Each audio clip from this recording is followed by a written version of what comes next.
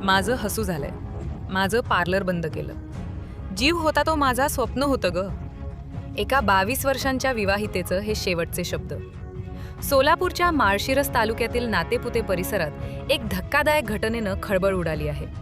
स्वतःच्या पायावर उभे राहण्याचं स्वप्न पाहणाऱ्या पायल रणदिवे या विवाहितेनं सासरच्या जाचाला कंटाळून आपली जीवनयात्रा संपवली. माळशिरस तालुक्यातील खुळेवाडी येथील पायल रणदिवे हिला आयुष्यात काहीतरी करून दाखवायची जिद्द होती. तिला ब्युटी पार्लर सुरू करायचे होते आणि त्यासाठी तिनं रीतसर क्लासही लावला होता. मात्र तिच्या या छोट्याशा स्वप्नाचा सासरच्या मंडळींनी गळा घुटल्याचा आरोप होत आहे. शनिवारी सायंकाळी पायलनं राहत्या घरी टोकाचं पाऊल उचललं. पायलनं हे करताना चिठ्ठी न लिहिता आपल्या हातावरच आपल्या वेदना लिहून ठेवल्या होत्या.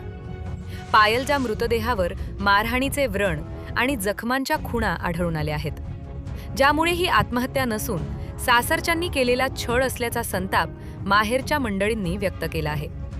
या हृदयद्रावक घटनेनंतर नातेपुते पोलिसांनी तातडीनं तपास चक्र फिरवले आहेत. पोलिसांनी पायलचा पती, सासू आणि सासरा यांना अटक केली आहे. या प्रकरणातील चौथा आरोपी दीर सध्या फरार असून पोलीस त्याचा शोध घेत आहेत.